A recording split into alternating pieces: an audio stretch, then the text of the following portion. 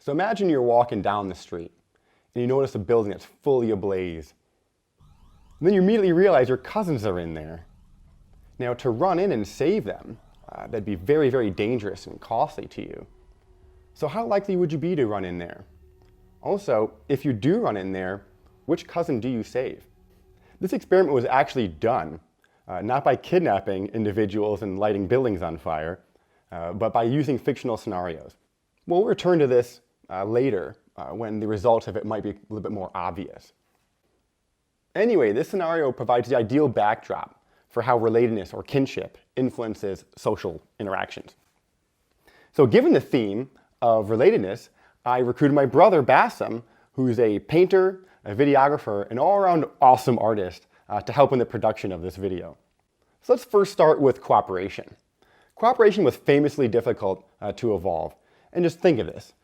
In natural selection, if it's all about you leaving more descendants than your rivals, then why would you ever help them?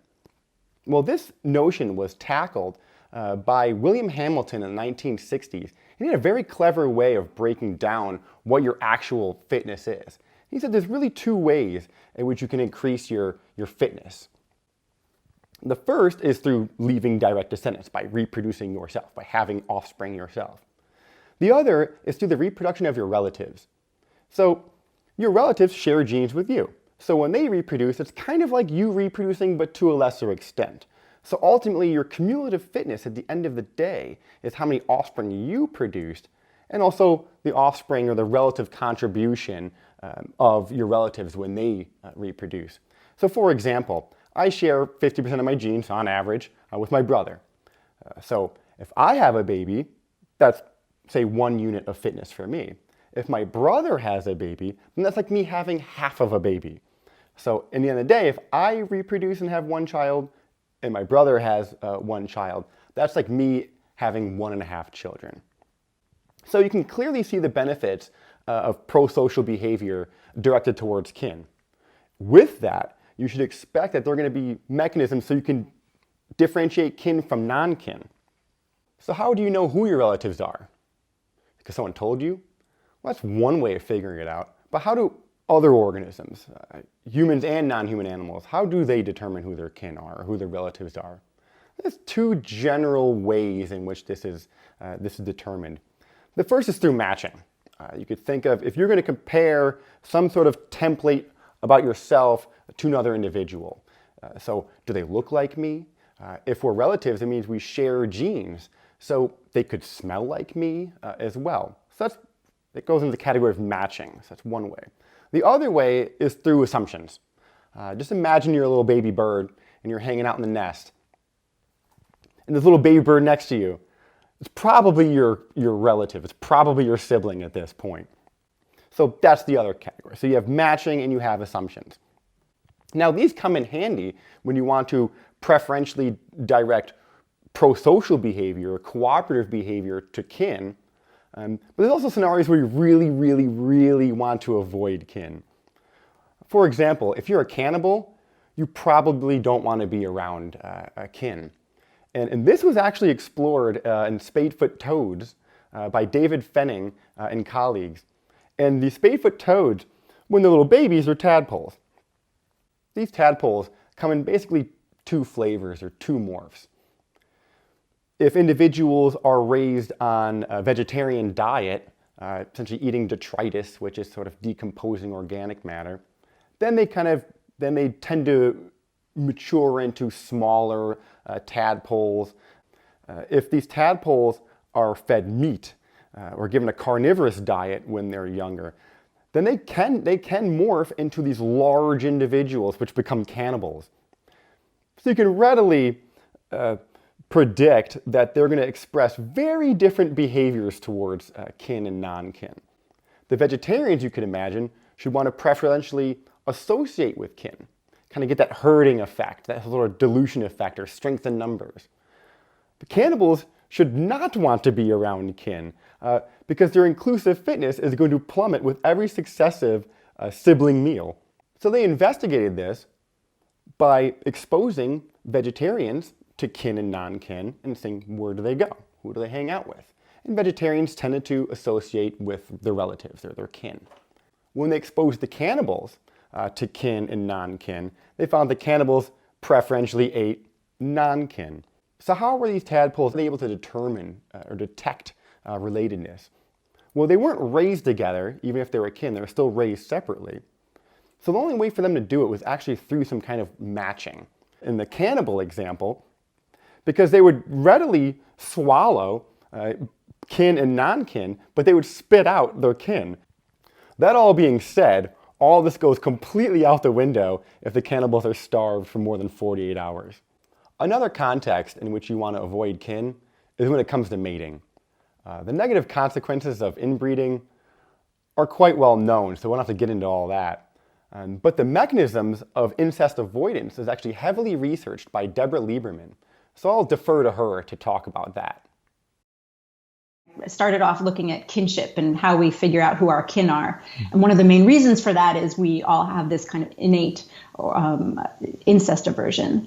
And the question is, what is the emotion that regulates that? And it wasn't too difficult to pinpoint disgust. It's like, what are the thoughts of you having sex with your mother? Ew. Think about ancestral times. Think about the problem natural selection had to solve, right? How do I carve? So given that everyone is in the same camp, you're interacting with a lot of people, not only just siblings, maybe half siblings, but first cousins, second cousins, and so forth, uncles and great uncles and so forth.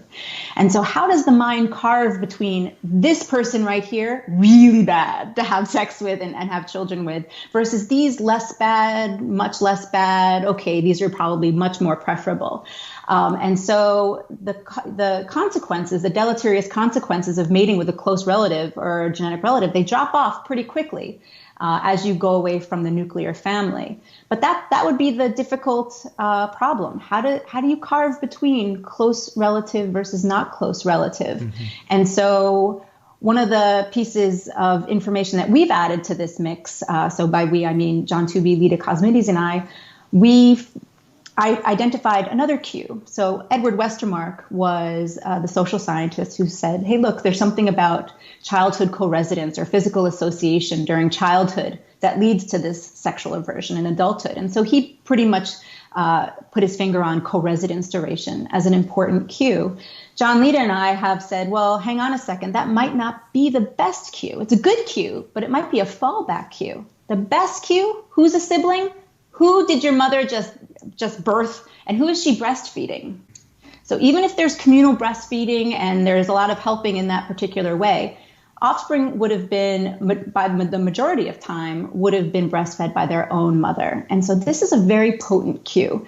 If I see the woman who I'm pretty sure is my mother breastfeeding and caring for another child, that child has a very good certainty of being my sibling. So Deborah covered two major mechanisms which humans can determine kin. You have co-residence, and you have sort of observations of postnatal care of your siblings. But it appears humans can also differentiate kin through smell. This was investigated by Klaus Wedekind in his classic t-shirt study. So all the cells in our body have a protein on them so they can identify each other. So it's kind of like a secret handshake, so you know you're supposed to be there. So all the cells in your body know this handshake, but all the cells that aren't supposed to be there don't know this handshake. So this protein is MHC, or major histocompatibility complex. And so again, it's a way of your body to be able to determine self and non-self. So that means your relatives should have similar MHC to you. And if this is going to be on all of your cells, then you should be able to detect this, similarities. And it turns out that happens through smell.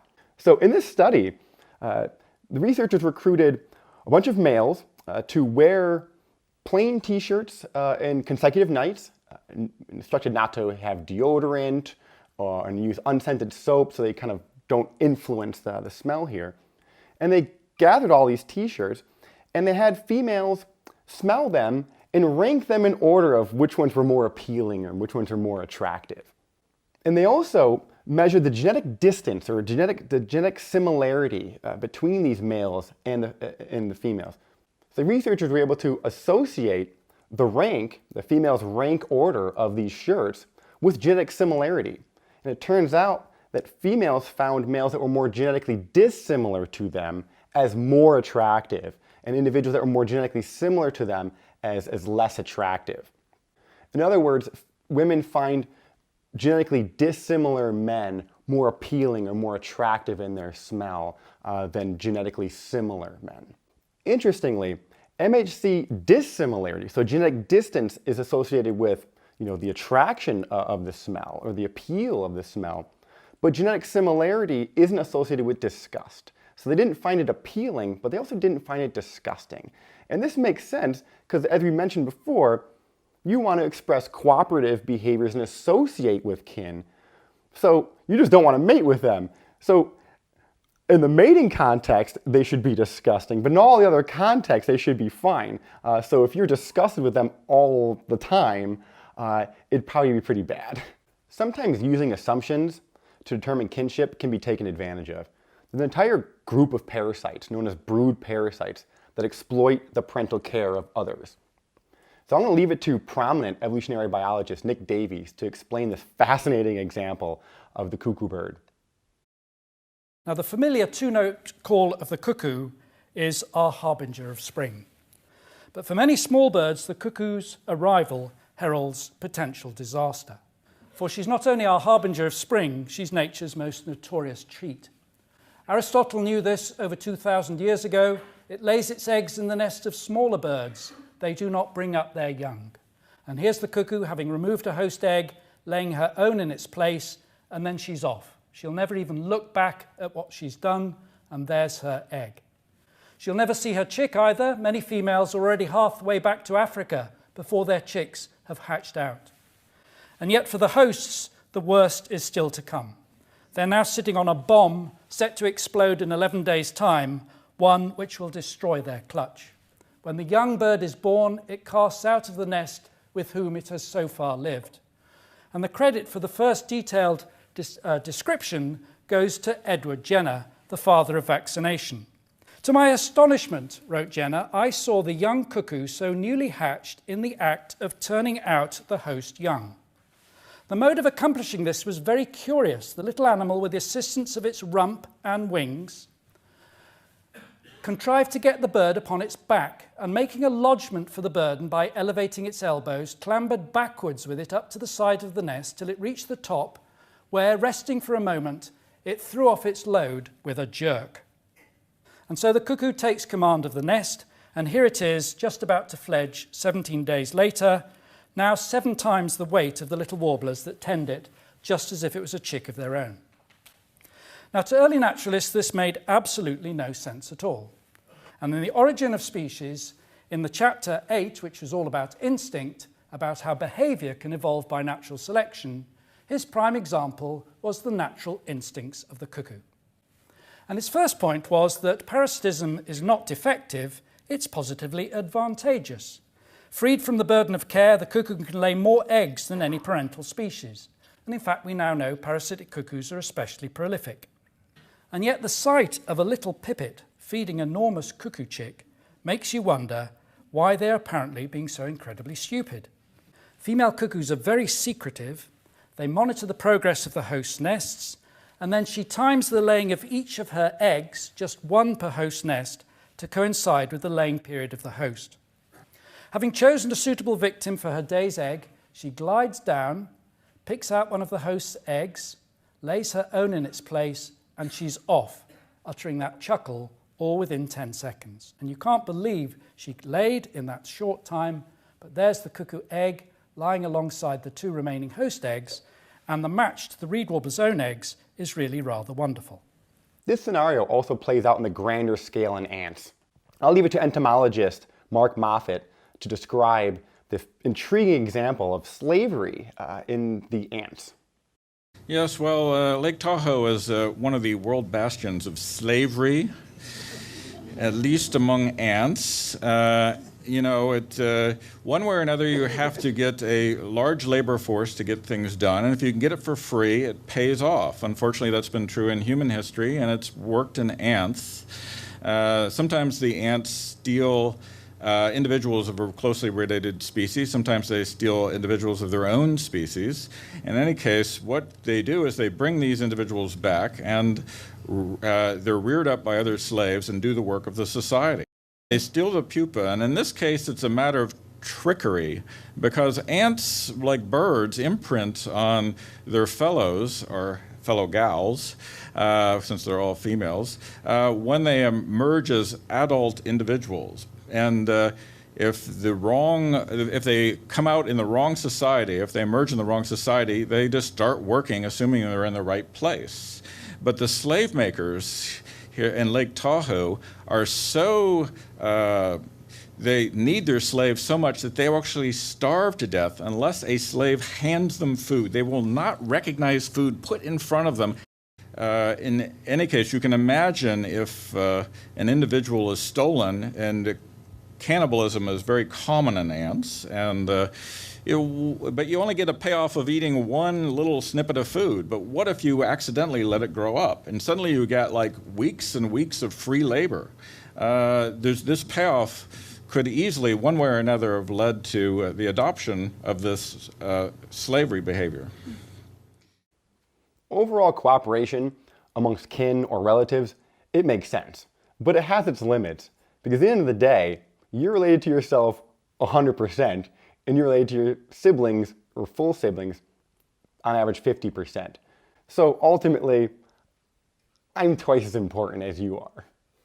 Yes, a full sibling's offspring is essentially like me having half an offspring, but it's still half an offspring. I'm getting half return on my investment by helping my kin, as opposed to directing those resources to me.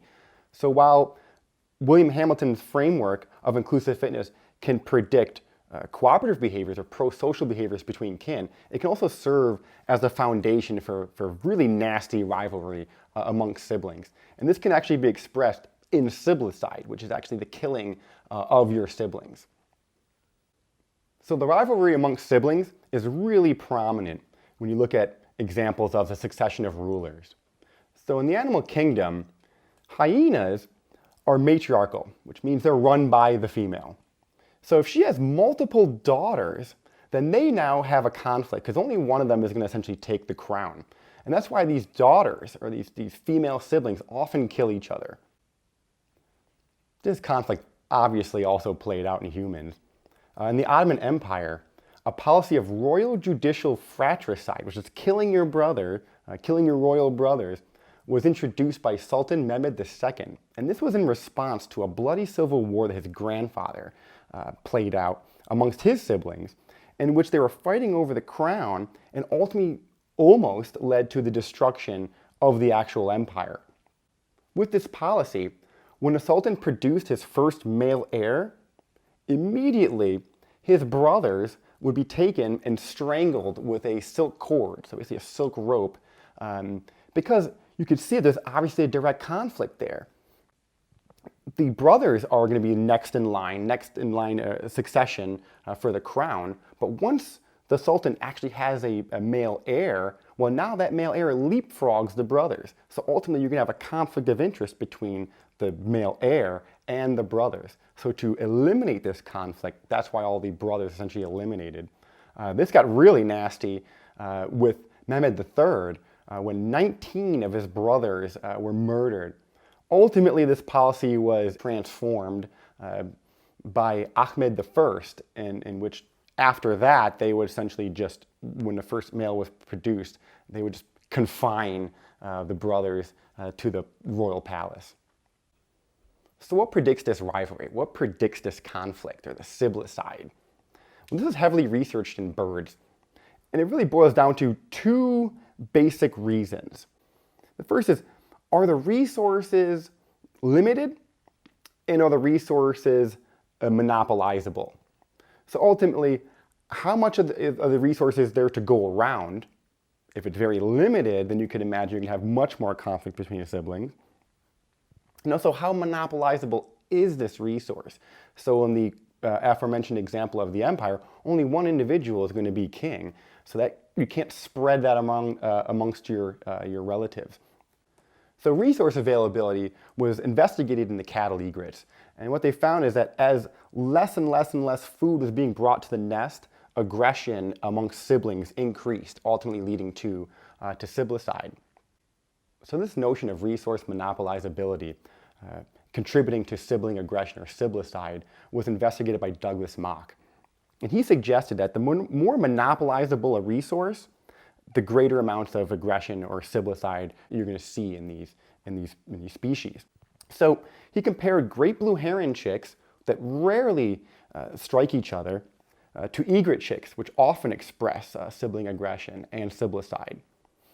And if you compare how the parents feed them, it's really quite obvious of why this would occur. Egret parents feed their chicks very, very small little fish. So ultimately, the larger siblings or one sibling can sort of box out the others and make sure it gets all the food right away, can readily monopolize that resource. But great blue heron parents, they just drop a big fish in the nest and say, have at it. So ultimately, one individual or a couple of the individuals, they can't box out the rest of the siblings. It's not monopolizable. So to see if this was really the underlying factor, they did a very simple cross-fostering experiment. And in that, all you do is you just simply have great blue heron parents raise egret chicks, and you have egret parents raise great blue heron chicks. What they found is that these great blue heron chicks that were experimentally cross-fostered with egret parents increased in their aggression towards each other and resulting in siblicide. However, when egret chicks were raised by great blue heron parents, they didn't reduce their amount of aggression towards each other. So even though the food became less monopolizable, they still would express high degrees of sibling aggression and siblicide. So clearly there are species-specific factors that need to be considered as well. Relatedness also influences the relationship between parents and offspring. So consider the amount of genetic relatedness between a parent and their offspring. So a mother and her children. She's equally related to each of these offspring that she's produced. However, that's not the case for the siblings. They're not equally related to each other. So you're going to have a little conflict there. So in other words, while the mother generally wants to invest equally in her offspring, each of those offspring think that they're twice as important as the other one. And therein lies the conflict. This notion was first observed by Robert Trivers. Bob had a great knack for identifying social conflict and termed this scenario parent-offspring conflict. Fetal growth rate is a great example of parent-offspring conflict. The faster a fetus grows, the quicker it can get out into the world and do its thing. However, that's taxing on the female. So she'd prefer, essentially, the baby to develop slower, and that ensures her ability to produce more offspring in the future. So ultimately, you have the baby wants to develop quicker, essentially, than what the mother wants. So what Tristan did is he wanted to compare the differences in fetal growth rate amongst primates and associate that with their mating system. So what he found, essentially, is that in species where females multiply mate with different males, whereby now the siblings are not going to be full siblings, they're more likely to be half siblings. So they're less interested in each other's success. There's less genetic overlap there. Those fetuses actually grow faster, and those fetuses grow faster. But in species where females mate more monogamally, so the same father, she's mating with the same male, that means the future siblings are going to be potentially full siblings, are more related to you. So therefore, in those species, the babies actually develop slower. So getting back to the burning building example, it should be straightforward what an individual should do. An individual should express some willingness to help their cousins, but not all cousins are genetically equal. You know who your mother is, but do you really know who your father is? So given that, you know that the cousins from your mother's side are actually your cousins, but you don't know, you're not assured that the cousins from your father's side are actually your cousins. So individuals in this experiment readily expressed a greater desire to help cousins from the mother's side compared to cousins from the father's side. And even within those cousin groups, individuals were more likely to help cousins produced from the aunt as opposed to the uncle. Thus, overall, relatedness has a large impact on the social behavior of humans and non-human animals.